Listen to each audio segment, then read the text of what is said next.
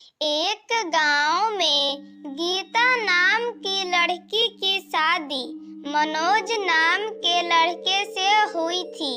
गीता को आइसक्रीम खाना बहुत ही पसंद था।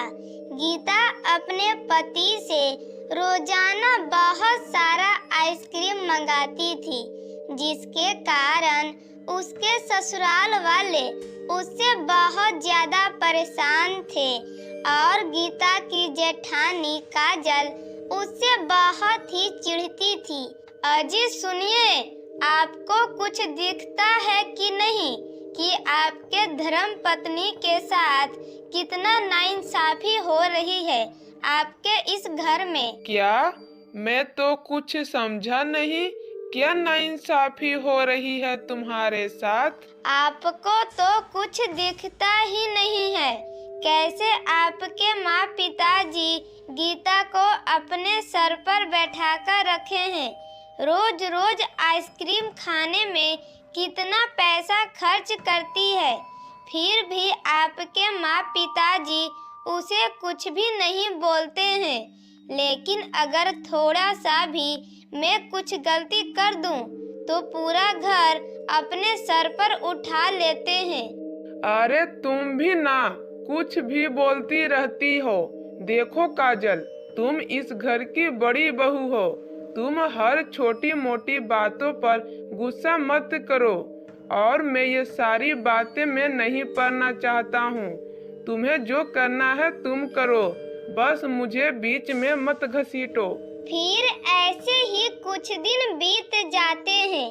काजल जब भी गीता को देखती, उसे उस पर बहुत ही गुस्सा आता था। अब वह उसके जान के पीछे पड़ गई थी। जब एक दिन गीता अपने घर के पीछे वाले बगीचे में झूला पर बैठकर आइसक्रीम खा रही थी, तभी वहां पर काजल आती है और उससे लड़ने लगती है। उन दोनों के बीच बहुत ही बहस हो जाती है और फिर पास में रखे डंडे को उठाकर काजल उसे जोर से मार देती है, जिससे गीता की वहीं पर मौत हो जाती है। अरे ये मैंने क्या कर दिया? अगर घर वालों को पता चलेगा तो वे लोग तो मुझे जान से मार देंगे। अब मैं क्या करूं?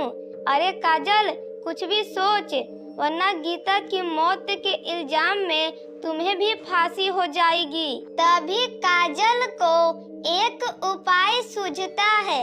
वह तुरंत गीता की लाश को वहीं पर दफना देती है और घर जाकर सबको झूठी झूठी बातें रो रो कर सुनाने लगती है। अरे माँ जी, देखिए ना, ये क्या हो गया। मैं आप लोगों को कैसे बताऊं?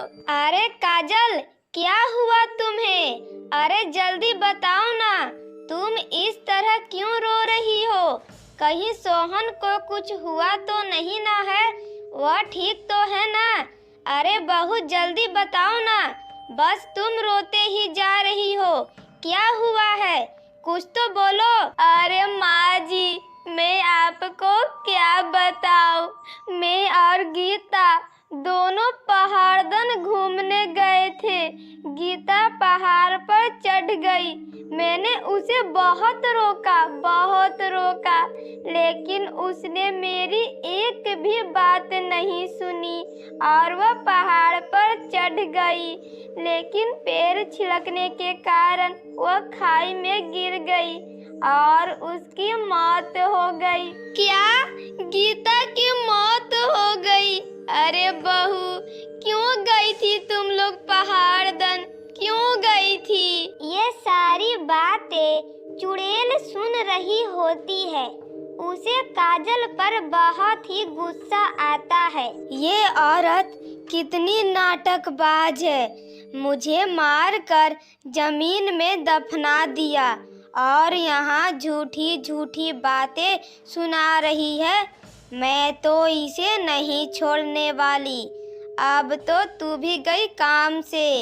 अब मैं तुझे जान से मार दूंगी। इतना बोलकर चुड़ैल उन लोगों के सामने आ जाती है, जिसे देखकर वे लोग डर जाते हैं। चुड़ैल, माँ जी, चुड़ैल, जल्दी यहाँ से भागिए, वरना ये चुड़ैल हम दोनों को यहीं पर मार देगी। एकदम चुप, बोला ना, एकदम चुप, और शांति से यहीं पर रुक।